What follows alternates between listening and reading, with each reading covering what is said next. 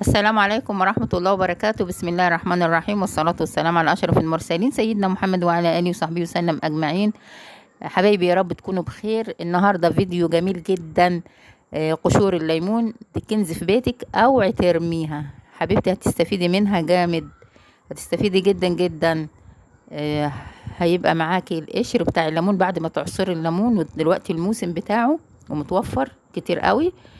يا اما تغليه في نفس الوقت يبقى فريش، يا اما تحتفظ بيه في كيس في الفريزر بتاع التلاجة لغايه ما تفضيله وتبقي تغليه. كده او كده هي نفس الفوائد. بعد ما تغليه وتلاقيه كده طري زي ما احنا شايفين كده بالمعلقه، مده نص ساعه ويتهري. تطفي عليه وتسيبيه 24 ساعه متغطي في الحله بتاعته. بعد كده هناخده من الحله وهنحطه كده في اناء، وهنضيف عليه اضافات علشان تعزز لينا قوة التنظيف. هو من غير اضافات بيستخدم في حاجات تانية كتير، زي مثلا تشربي منه فنجان صغير قبل الاكل بنص ساعة 3 مرات في اليوم، بيخسس بينزل الوزن كويس قوي.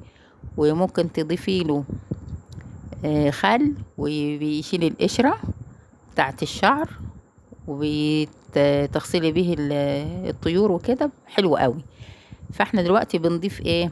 فوائد القوة، بنقوي الفايدة بتاعت التنظيف. فاحنا دلوقتي ضفنا معلقتين من ملح الطعام، وبعد كده ضفنا عصير 2 ليمونة، وبعد ما نضيف عصير 2 ليمونة بنضيف معلقتين من كربوناتي حلوة قوي قوي دي في التنظيف. ليها فعالية قوية جدا. كل المكونات دي مع بعض بتبقى حلوة وقوية جدا في التنظيف. كده هنضيف المعلقتين بتوعت الكربونات ومعلقة من ملح الليمون. شايفة الفوران؟ ولسه محطناش كوباية الخل. احنا دلوقتي ما حطيناش كوبايه الخل وحصل الفوران لان الليمون دوت حمض. دلوقتي هنضيف كوبايه من الخل الابيض. يعني دلوقتي احنا المكونات بتاعتنا عباره عن معلقتين الملح، ملح الطعام، وعصير ليمونتين، ومعلقتين من الكربوناتو، ومعلقه من ملح الليمون، وكوبايه من الخل. شايفين الفوران ده؟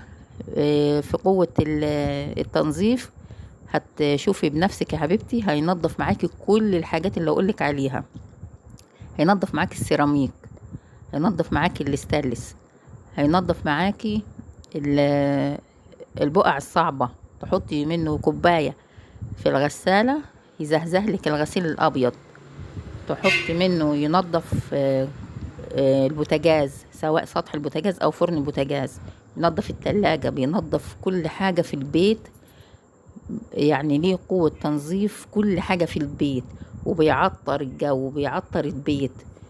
يعني كله فوايد بسم الله ما شاء الله عليه.